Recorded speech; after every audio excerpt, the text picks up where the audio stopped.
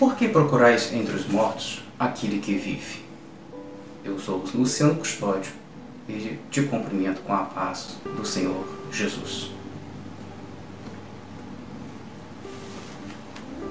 O Evangelho Sinótico de Lucas, capítulo 24, ele traz uma narrativa muito importante para os dias atuais. Afinal, as mulheres foram ao sepulcro buscar o corpo de Jesus, saber dele, e lá encontraram um anjo que lhes perguntaram: por que procurais entre os mortos aquele que vive? Daí a notícia correu e Pedro até lá foi, porém não encontrou o corpo do mestre. O mais importante é que ao longo desse dia, desse episódio, 2 servos regressaram à sua casa, que distavam a 60 estádios de Jerusalém.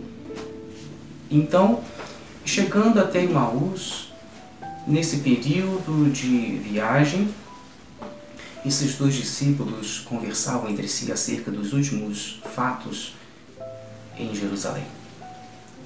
Daí, um ouvinte silencioso aproximando-se e percorrendo aquela distância, começou então a conversar, a interagir com eles,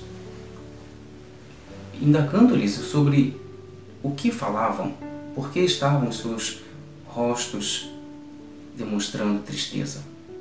E foi-lhe perguntado então por Cleófas: és tu o único estrangeiro que não sabe o que tem acontecido nos últimos dias em Jerusalém? Quais? Perguntou-lhe Jesus. Eles disseram: nós esperávamos que o Messias, um homem poderoso em palavras e obras, pudesse redimir a Israel, mas foi entregue pelos nossos sacerdotes e principais para ser morto e crucificado. Então o Senhor Jesus, aquele ouvinte silencioso que começou a interagir, a dialogar, afirma: ó nécios de coração, insensatos, não convém que a Escritura se cumprisse? Então começa a interpretar desde Moisés, passando pelos profetas, toda a Escritura que de si falava. E acontece então que essa caminhada e o diálogo foram acontecendo concomitantemente até que chegaram ao vilarejo de Emaús. E lá o mestre fez com que ia mais adiante, porém foi compelido para que pudesse estar naquela casa daqueles 2 irmãos nossos. E ele, aceitando o convite, ingressou naquele lar. Assentou-se e foi-lhe dado a oportunidade de pegar o pão e dar graças e dividi-lo entre eles para que pudessem realizar uma refeição.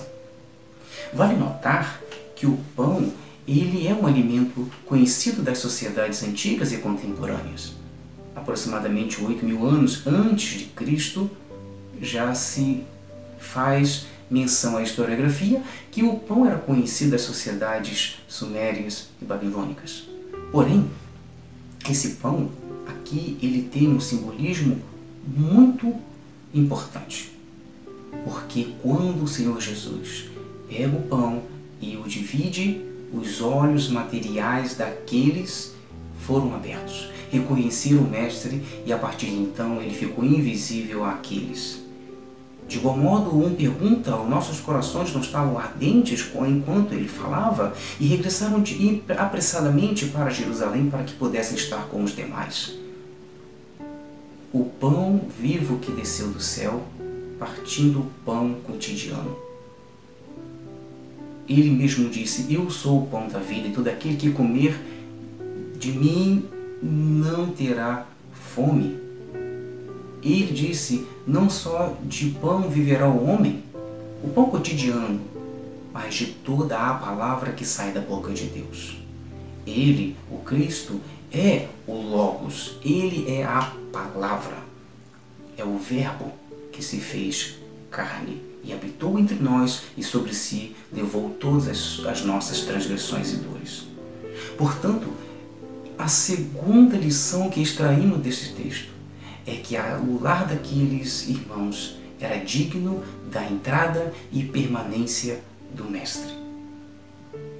O seu e o meu lar deve ser digno, para que o Senhor não somente achegue a porta e verifique se há condição de ingressar, mas que Ele permaneça continuamente no nosso lar, a fim de que todas as nossas obras, intentos e pensamentos e diálogos tenha Ele a oportunidade de ser ouvinte silencioso e também de interagir.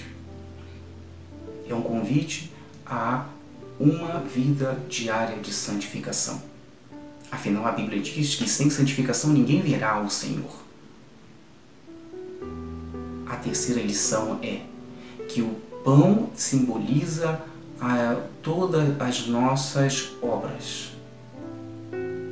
Tudo que devemos, tudo que temos recebido dele para que possamos utilizar em nosso dia a dia, deve ser por ele abençoado. Portanto, desde o princípio foi assim. A nossa vida deve ser direcionada 100% por Deus.